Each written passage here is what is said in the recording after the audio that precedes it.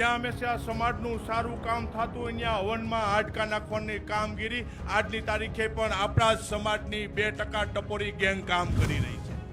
26મી જાન્યુઆરીએ રાજકોટ જિલ્લાના જામકંડોરણામાં પાટીદાર દીકરીઓના સમૂહ લગ્નમાં જયેશ રાદડિયા જે બોલ્યા છે એનો વિવાદ હવે વધી ગયો છે.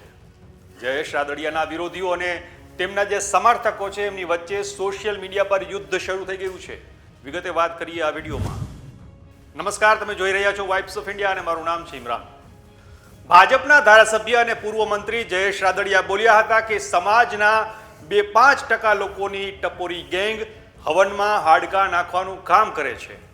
જયેશ રાદડિયાએ ખોડલધામના ચેરમેન નરેશ પટેલનું નામ લીધા વગર તેમને આડે હાથે લીધા, જેના કારણે હવે રાદડિયા અને નરેશ પટેલના જે સમર્થકો છે એ સામસામે આવી ગયા છે. એમાંથી પરસોત્તમ પીપળિયા જે રાજકોટના સહકારી આગેવાન છે, તેમણે સોશિયલ મીડિયા પર અલગ અલગ પોસ્ટ મૂકી છે, જેમાં તેમણે અમરેલીના વિવાદને લઈને પણ રાદડિયા પર પ્રહારો કર્યા છે.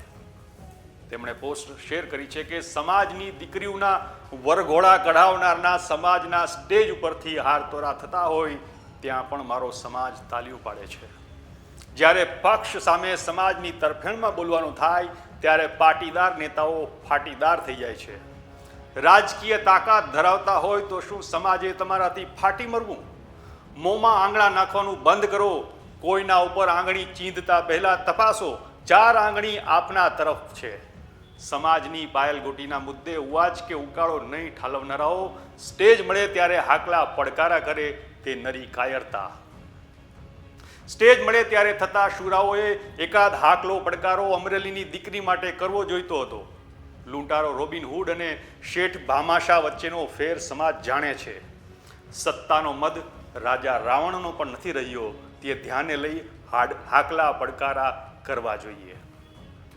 તો બીજી તરફ જયેશ રાદડિયાના સમર્થકો પણ મેદાને આવ્યા છે અને સામા જવાબ પણ આપ્યા છે. આવા જ એક સમર્થક ધરમ નવાપરાએ સોશિયલ મીડિયા પોસ્ટમાં લખ્યું છે કે ગુજરાતના દરેક વિસ્તારમાં દરેક જગ્યાએ જયેશભાઈએ નાનામાં નાના માણસની નોંધ લીધી છે. જયેશભાઈએ હર હંમેશ માટે રાત્રે 2 વાગે ફોન કરો તો પણ તમામ માણસને જવાબ આપ્યો છે. આ એમનું કામ બોલે છે. સમગ્ર ગુજરાતમાંથી 2 લાખ યુવાન જયેશ રાદડિયા સાથે ઊભા છે. ધરમભાઈ એમ પણ લખે છે કે રાદડિયા નામ નહીં, બ્રાન્ડ છે, બ્રાન્ડ. પરસોત્તમભાઈ પીપળિયા, તમે કાયદે આઝમ હોય તો પટેલોના ખૂની રખડે એને ફાંસી અપાવો ને નરેશભાઈએ સાયકલ આપી એ હકાલો અને સ્વસ્થ રહો. સામાજિક મુશ્કેલીઓ વખતે જે વ્યક્તિનું બાવડું પકડ્યું હશે એમને ખબર હોય કે સાચો સમાજ સેવક કોણ છે. તો આ રીતે જયેશ રાદડિયાના એક નિવેદનને કારણે હવે તેમના ટેકેદારો અને વિરોધીઓ વચ્ચે જાણે કે સોશિયલ મીડિયા પર લડાઈ શરૂ થઈ ગઈ છે. લોકો અવનવી કોમેન્ટ કરી રહ્યા છે. આ માહોલ જે ઊભો થયો છે પાટીદાર નેતાઓ અને પાટીદાર આગેવાનને લઈને, એના વિશે તમારું શું માનવું છે? અમને કોમેન્ટ કરીને જરૂરથી જણાવજો. આપણે મળતા રહીશું વાઇબ્સ ઓફ ઇન્ડિયા પર.